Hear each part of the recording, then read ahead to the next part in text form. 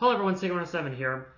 Well, since today is my 30th birthday, I thought I would take this occasion and discuss my top 30 favorite films of 1993, the year that I was born. And when I say that, I mean that these are the films I have seen. So if a certain film doesn't appear, it's probably because I have yet to see it, or I didn't like it enough to put it on the list. We have a lot of films to get through, so let's go ahead and get started.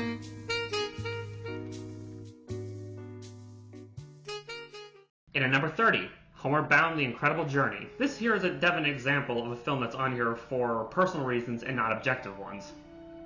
Sure, the film is by no means a masterpiece, with some of its 90s cliches and dull human characters, but what it makes up for are three memorable and lovable main characters, consistent of a golden retriever named Shadow, voiced by Don Amachi, a Himalayan cat named Sassy, voiced by Sally Field, and an American bulldog named Chance, voiced by Michael J. Fox.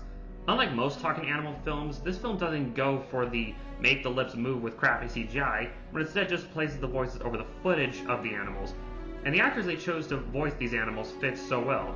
I should mention I have yet to see the original film from 1963 titled The Incredible Journey, so I can't really compare these two at the moment, but according to people who have seen both, they do say that despite the minor change of having the animals talk, this movie serves as a solid remake. So basically, this was back in the day when Disney could make competent remakes. Again, not an amazing film, but one that has had a place in my childhood. We didn't ask for this job. We didn't have to. It's built in. Has been ever since the dawn of time, when a few wild dogs took it upon themselves to watch over man. To bark when he's in danger. To run and play with him when he's happy. To nuzzle him when he's lonely. That's why they call us man's best friend. And at number 29, Menace to Society. This here is a movie that I don't hear get brought up as much as other films of the hood genre like Do the Right Thing or Boys in the Hood. And for what I hear, this is one of the more brutally honest depictions of said genre. The film centers around a young hoodlum who wants to seek a better life in spite of the temptations and challenges in the ghetto. It's a brutal film with excellent performances, and it's a strong directional debut for the Hughes brothers. It's a shame they wouldn't make films nearly as good as this one in the future. I wasn't going to tell y'all till later, but in a couple of weeks, I'm going to be moving to Atlanta with Ronnie. I mean, can I just stay until then? I hope you're not going to mess up that girl's life, Kane. Grandma, I'm not... Kane! Now, I sincerely hope you get your life together. Lord knows I do. But I cannot have you in my home one more night. Grandma.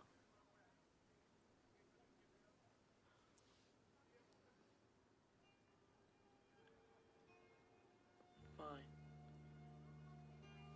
In number 28, Philadelphia. From the director of Silence of the Lambs comes this really gripping drama about AIDS.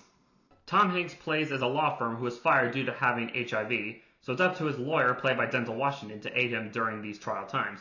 While Tom Hanks himself gives a gripping and heartbreaking performance, especially towards the end, the real star for me is Washington as the lawyer. He is right up there with Gregory Peck as one of the best lawyers I've seen portrayed in film. It's overall a simple film that leaves quite a big impact, and a lot of it is due to the chemistry of these two characters who form an unlikely friendship. Walter Kenton worked for Walsh, Ulmer, and Brom in D.C. Paralegal there, Melissa Benedict. She showed lesions on and off for the better part of 2-3 years. She says it was common knowledge around the office that her lesions were caused by AIDS. But they didn't fire her. No, they did not fire her. See. So you got a relevant precedent?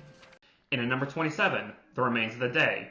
This is one of the 5 nominees for Best Picture, and probably my least favorite of the 5. Don't get me wrong, it is still a beautifully shot and composed film that has great performances. The film centers around a butler who swears loyalty to his service that leads up to World War II. And me describing that probably gives the impression to anyone that there will be battles and shootings in this movie. Well, they will be disappointed. The movie is actually quite a slow burn and is more about the servants of this household, particularly the relationship between Anthony Hopkins and Emma Thompson. Anthony Hopkins gives one of his greatest performances, right up there with Silence of the Lambs, The Elephant Man, and The Father. And it's not just these two actors. Hugh Grant, James Fox, and even Superman himself, Christopher Reeve, all give excellent roles in this beautifully looking drama. A fantasy on my part, due to my inexperience. I'm busy in this room, Miss Kenton. I shall wait. Outside.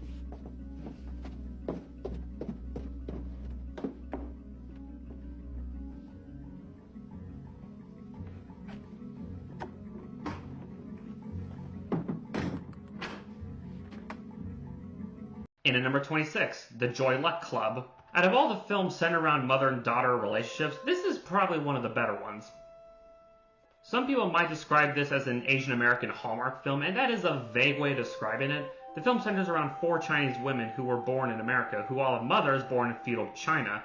Based on that description, you can probably imagine where this film is going, or maybe not, because this is not your typical story about mother-daughter relationships. It does take its time and can be slow, but I can guarantee that the experience is worth the wait. I would say more, but without going too much into spoilers, just check the film out yourself. You're lying. You said it was terrific. I didn't want to hurt your feelings. I was trying to see if I could fix it somehow, but it just won't work. Look, all copy needs fine-tuning. Rewrites are free, of course. I'm just as concerned about making it perfect as you are. June, I really don't think... Just tell me what they want to have changed. I'll give you a call next week, okay? We'll go over it line by line. In at number 25, A Perfect World. Clint Eastwood gives what is easily one of his more underrated directorial films. Kevin Costner plays as an escaped convict who takes a young boy hostage in order to escape on the road. Along the way, the two form an unexpected friendship. Kind of reminds me a bit of Ridley Scott's All the Money in the World, but less ear-slicing. Clint Eastwood also gives a great performance as a chief who has a history with Costner and wants to bring him in alive. It's a fun and dramatic road trip film that is better than most road trip films.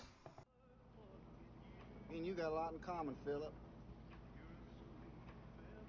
Both of us is handsome devils. We both like RC Cola. And neither one of us got old man worth a damn.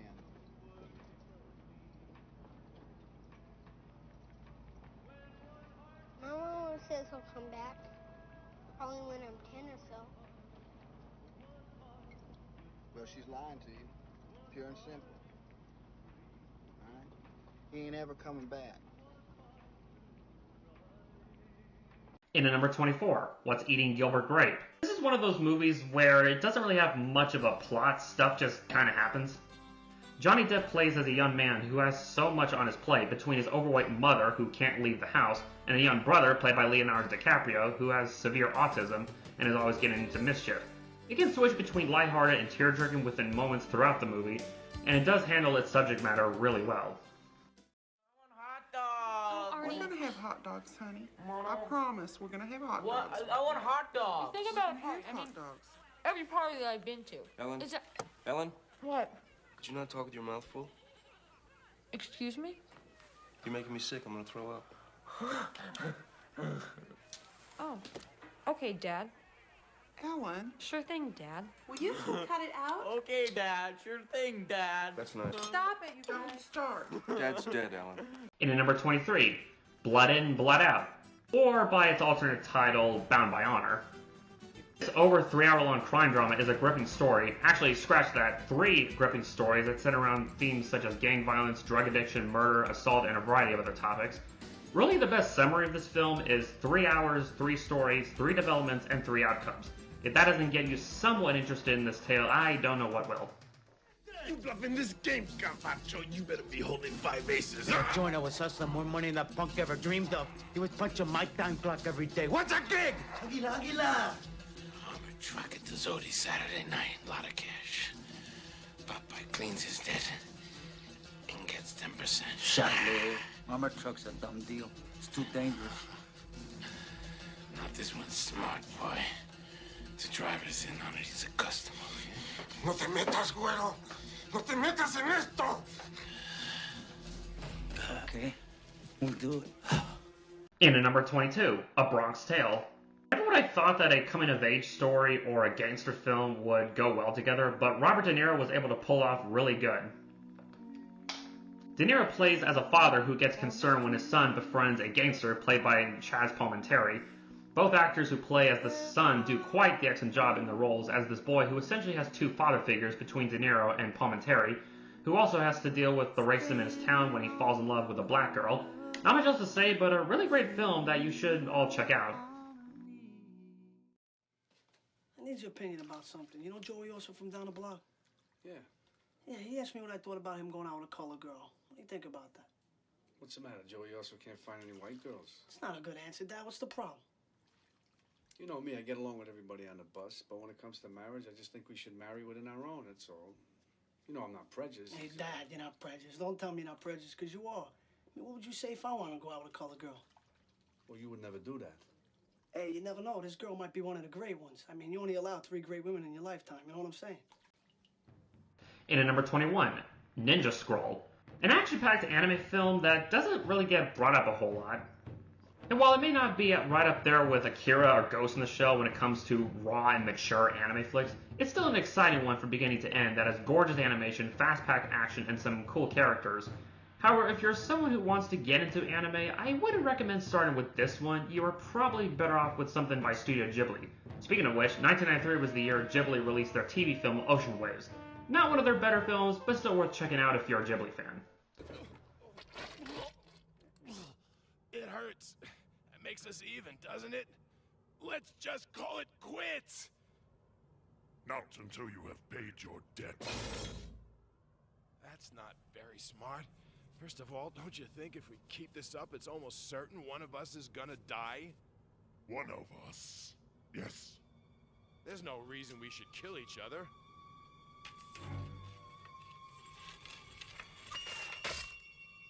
That's the only sensible answer, isn't it? In at number 20, The Fugitive. One of the few times that the Oscars actually nominated an action film for Best Picture, and it certainly was a good one for them to pick. Harrison Ford plays a surgeon who was wrongfully accused for the death of his wife, but after an intense bus/train accident, he is able to escape and is now on a mission to track down the real murderer while avoiding the police as well as Tommy Lee Jones. It's a thrill ride from beginning to end that leaves you on the edge of your seat. Can't recommend it enough.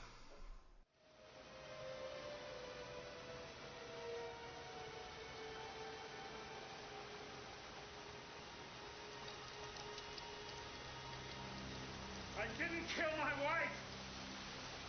I don't care!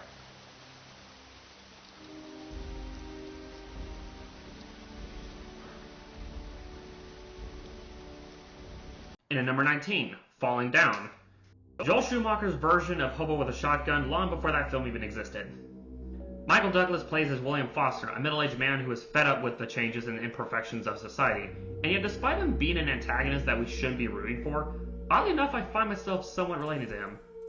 He's just someone who can't stand the sins and vile nature of his surroundings and tries to do something about it, only to become the very thing he was fighting against. It's actually a pretty tragic film the more you think about it. Ma? Ah, good. Good freedom of religion. Now you get the swing of it. Feels good to exercise your rights, doesn't it? Ah!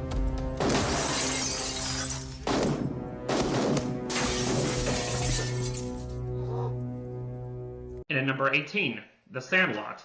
Yet another film from my childhood. While the film is riddled with sports movie cliches we come to expect from the 80s and 90s, it does them pretty well. The main cast of child characters are so charming and lovable, particularly Mike Vitar as Benjamin Rodriguez, the leader of the group who helps a new kid named Scotty Smalls to fit in with the group and how to play baseball, while also getting into all kinds of mischief. It's a delightful little coming-of-age film that the whole family can enjoy. If my dog was as ugly as you, I'd shave his butt and tell him to walk backwards. The heater. Here it comes. I dare you. Strike 3, you're up. Hey, is that your sister out there in left field? Naked? She's naked. Shut up, Porter! Hey, I'm just trying to have a little friendly conversation. Come on. You think she'd go out with me? In at number 17, Dazed Confused. Normally, I'm not a huge fan of the high school coming-of-age dramas, mostly because I personally can't really relate to them, but this being one of those few exceptions. Richard Linklater presents yet another example of a film that doesn't have too much of a plot, but is more of a series of events that's centered around these various characters. The film overall is a fun little comedy about a group of teenagers who are celebrating their last day of school by smoking weed and getting into a variety of shenanigans. I'll admit I do need to see more of Linklater's films since the only other one I've seen so far is Waking Life, but I can say between those two movies, I enjoyed this one the most. I certainly can't wait to check out his Before trilogy. You're 18, right? Oh, yeah. Just graduated. Graduated, congratulations. So you off to college in the fall? You know, I'm still not sure. I'm working right now for the city. Thinking of holding on to the job for a while, 'cause, like, you know, it's money in my pocket. I hear that. Here's some more money for your pocket. You have a nice night tonight. Okay, thanks. Hey, take it easy. In at number 16, Tombstone. Without a doubt, one of the better westerns to come out of the 90s. While the pacing is a bit slow at parts, as it's not just about shootouts, but about character, it is entertaining just to watch the interaction between our leads. Kurt Russell is great as Wyatt Earp, but the real show stealer is Val Kilmer as Doc Holliday, a man who, despite having tuberculosis, continues to do what he does to protect the citizens of Tombstone and aid his friends in the fights. It's quite admirable and a bit ironic when you consider Val's current conditions. Do you always say that gambling's an honest trade? No, I said poker's an honest trade. Only suckers buck the tiger. The odds are all on the house. Depends on how you look at it. I mean, it's not like anybody's putting a gun to their head now, is it? That's what I love about Wyatt. He can talk himself into anything. Oh, Johnny, I apologize. I forgot you were there. You may go now. Just leave that shotgun.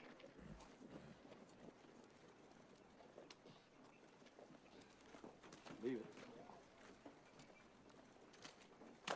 Thank you. Well, since we are at the halfway point, I figure let's take a short break and cover some honorable mentions. These are films that I did like, but not enough to put in the top 30. First up, there's the mysterious and kooky Addams Family Values, a sequel that is better than its predecessor, the French-Vietnamese speaking The Scent of Green Papaya, the Korean drama about a young orphan, Sophie-Onge, the art film disguised as a family film, The Secret Garden, Steven Soderbergh's coming-of-age drama, King of the Hill, the TV Ray Bradbury family flick, The Halloween Tree, a story about a group of friends learning about the history of Halloween while trying to save their friend's life. Certainly a much better Halloween family film than another one that came out the same year. Huan Woon-ping brings us two martial arts films in 93 with Iron Monkey and Tai Chi Master. There's the German war film Stalingrad, the anthology avant-garde 32 short films about Glenn Gould. Kenneth Branagh shows his take on the Shakespearean story Much Ado About Nothing, the 4.5-hour-long war epic Gettysburg. Clint Eastwood appears again in Wolfgang Petersen's In the Line of Fire, Ang Lee's Love Triangle, The Wedding Banquet, Akira Kurosawa's final film, Matadeo, Martin Scorsese's underrated The Age of Innocence, Guillermo del Toro's directorial debut Kronos, John Goodman stars as movie showman in Matinee, Leonardo DiCaprio and Robert De Niro both appear again in this rough family drama, This Boy's Life, and finally, the political documentary on the Clinton campaign, The War Room. Again, I liked these films, but not enough to put in the top 30. So with that being said, let's get back to the list with the top 15. Number 15, Groundhog Day, one of my personal favorite Bill Murray comedies. Murray plays as a weatherman who, out of the blue, ends up reliving the same day over and over again. The movie essentially asks the question, what would happen if you relived the same day again and again? Would you do something really selfish for your own benefits, or would you use the opportunity to help others in need? It's a film that, despite all the laughs, it does make you think and does make you want to root for the main protagonist to become a better person. Let me ask you guys a question. Shoot. What if there were no tomorrow? No tomorrow. That would mean there would be no consequences. There would be no hangovers. We could do whatever we wanted. Ah! That's true. We could do whatever we want. In at number 14, True Romance. The director of Top Gun gives us one of the most thrilling romantic films out there.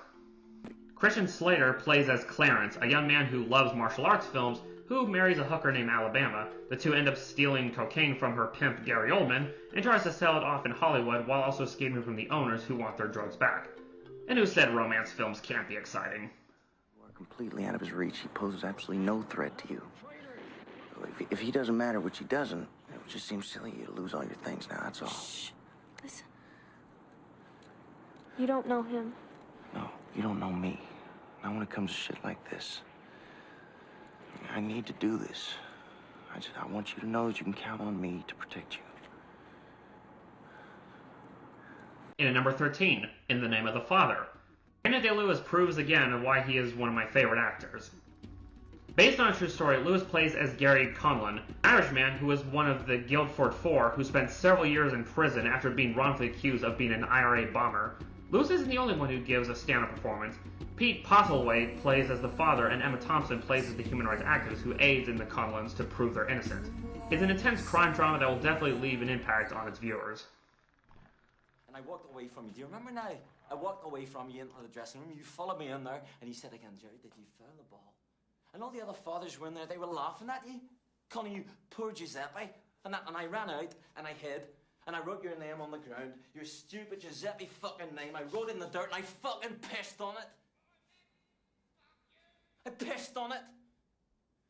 Because I did foul the ball. What did it matter? We won. For once in our lives, we won. In at number 12, Moving, or by its Japanese title, Oi Koshi.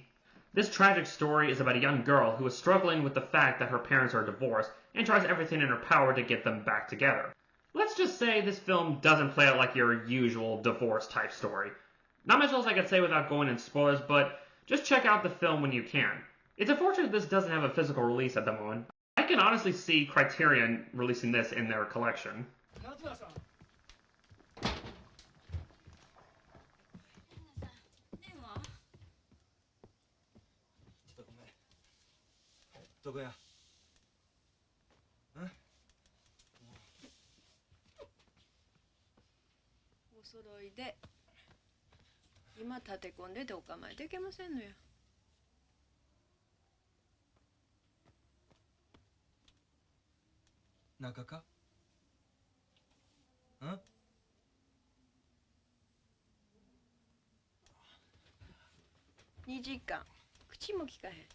In number 11, Fearless. Not to be confused with Jet Li's Fearless. After a terrible air disaster, Jeff Bridges plays as a survivor who comes out as a changed man. But due to this experience, he's unable to connect with his former life or to his wife due to developing somewhat of a god complex. It's a story all about grief and how some people handle it. This is a film in Peter Weir's catalog that needs more attention, as I personally think it's up there with The Truman Show and Dead Poets Society as one of his best. He was a religious guy. Hardworking, kind to my mother and my sister. Did you love him? Yes. I didn't know why God killed my daddy. There was no reason to. In at number 10, The Piano. This film alone gives me one of many reasons why I would love to visit New Zealand.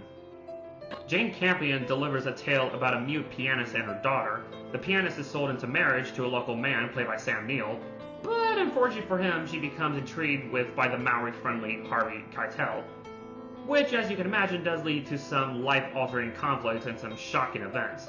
Holly Hunter definitely earned her award for Best Actress, as playing as a mute woman may have not been the easiest task to accomplish.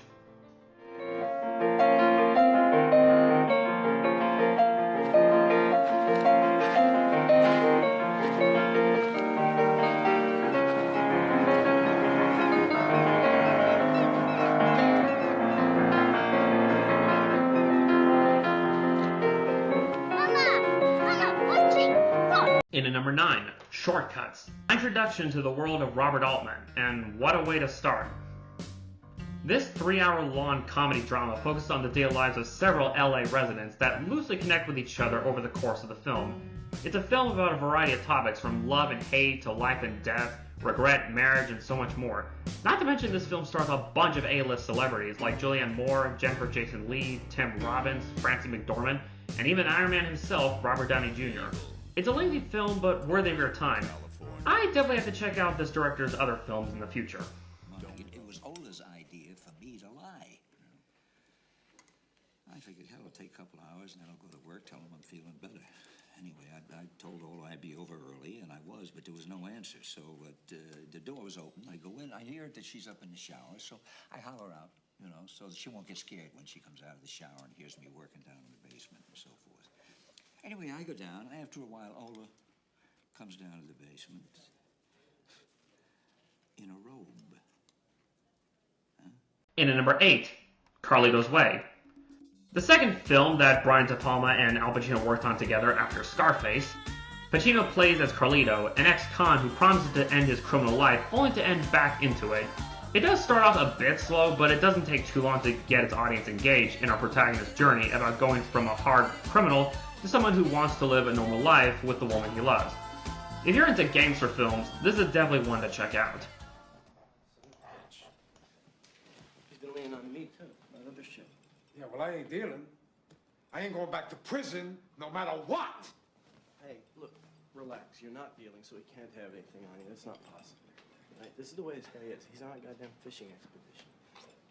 I'll take care of it. All right? Come on. Fucking Laline, man. In at number 7, Naked. Without a doubt, one of the bleakest films ever released of the year. David Thewlis gives off his greatest role as an unemployed man who vents his rage on anyone around him as he lives a nocturnal lifestyle in the streets of London. Thewlis plays quite the jerk of a character, and yet you can't help but be invested in his dilemma. A mix of harsh and at times uncomfortable, Naked is a film that will leave you stunned. Look, if you take the whole of time represented by 1 year, we're only in the first few moments of the 1st of January. There's a long way to go. Only now we're not going to sprout extra limbs and wings and fins because evolution itself is evolving. And whereas you, through some process of extra sensory recall, might imagine that you were some, I don't know, some 17th century little Dutch girl living in a windmill in old Amsterdam, one day you'll realise that you've had not just one or two past or future existences, but that you were and are everybody and everything that has ever been or will ever be. Hang on a minute. You've just contradicted yourself. Oh, and how do you make that out? Downstairs, you were predicting the end of the world. Now you're talking about the future. How do you explain that, eh? In at number 6, Batman Mask of the Phantasm. This here is my pick for my favorite Batman film. I love Tim Burton's Batman, Nolan's Dark Knight trilogy, and Matt Reeves' The Batman, but Mask of the Phantasm completely embodies what makes Batman a great superhero. Which is fitting since this film is part of the greatest Batman show ever, Batman the Animated Series. Kevin Conroy is amazing as the Cape Crusader, and Mark Hamill is the definite Joker. And with the recent passing of Conroy and Hamill's refusal to voice Joker again due to said event, I shall miss these two and their hero-villain chemistry. Overall, if you are a Batman fan and haven't seen this movie or even the series, make that your priority. Oh, but you knew about it afterwards and put it to good use, eh? What do you want? To find out who's iced the old gang. Haven't you read the papers? It's Batman! Wrong. It ain't the Bat. Nope, nope, nope. I've seen the guy. He looks more like the ghost of Christmas future. Nowhere near as cute as Batboy. In at number 5, Farewell My Concubine. One of the most beautiful looking movies to come out of China that's not by Wong Kar-wai. Spanning over the course of 70 years, the film follows the friendship between two boys at an opera training school who throughout their lives will have to deal with some of the most harsh and unforgiving times in China's history. This film to this day marks the only Chinese film to win the Palme d'Or, and it's worthy of that. While the film can be slow at times, if you're patient enough, you will get something that is truly worth the nearly 3-hour-long runtime. 师傅说了，要想成角，就得自个儿成全自个儿。旁人都走了，你也加去吧。我答应要被捡回来的，没加。 In at number 4, The Nightmare Before Christmas. As if I really need to go too much depth with this movie. It may not have the most complex story out there, but it is an animation marvel that 30 years later still looks impressive on how Henry Selick, Tim Burton, and company were able to create this. The characters are great, the songs are catchy and have a nice tune, and it's overall just a fun movie to watch on both Halloween and Christmas. Christmas Town?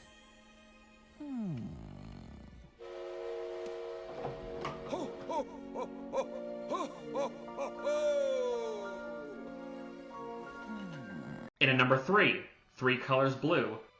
First film in the Three Colors trilogy by Krzysztof Kieslowski, and this being my favorite of the three. The film is all about grief as a young woman is haunted by the death of her husband and daughter, and decides to shut herself off from society, from selling her home and moving to an apartment, to avoiding human interactions, including friends and family. It's probably one of the most accurate depictions of grief in a film, and not to mention a beautiful looking film due to the amount of blue within the movie.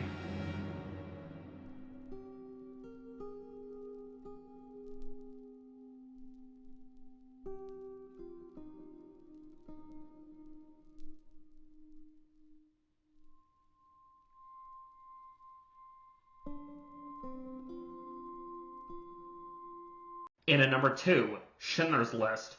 If I was judging these movies from an objective standpoint, this would be number 1 hands down. Steven Spielberg delivers his masterpiece about Oskar Schindler, a businessman who saved over 1,000 Jews from the Nazis. This is without a doubt Liam Neeson's greatest role in his career. And the same can be said with Ben Kingsley as Ishak Stern and Ray Fiennes as Amon Goth, one of the most vile villains portrayed in cinema. Mainly because he was a real person, and some of the Holocaust survivors that Spielberg brought in actually had panic attacks when they saw Fiennes in his costume. It is safe to say this isn't one of the easiest films to sit through, but it certainly is one of the most important, as it is one that everyone should watch at least once. And it certainly deserved to win the award for Best Picture.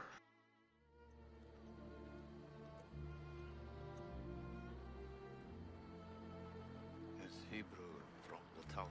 It says, whoever saves one life saves the world entire.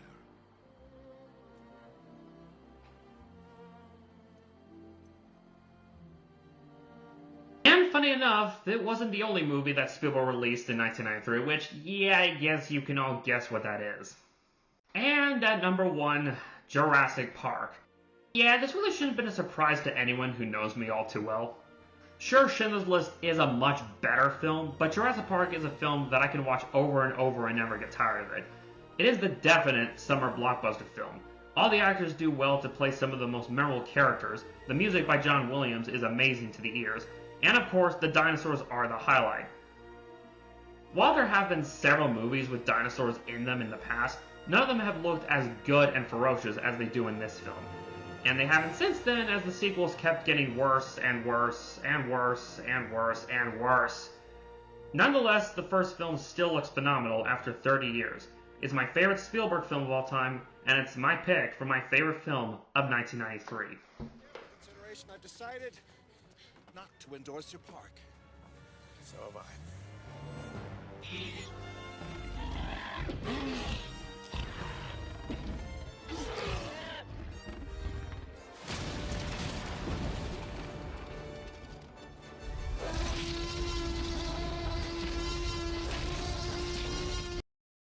So those are my top favorite films of 1993. So what are your favorite films of 93? Did I introduce y'all to any films that you are interested in checking out? Comment below, let me know, and I will see y'all in the next video. Later.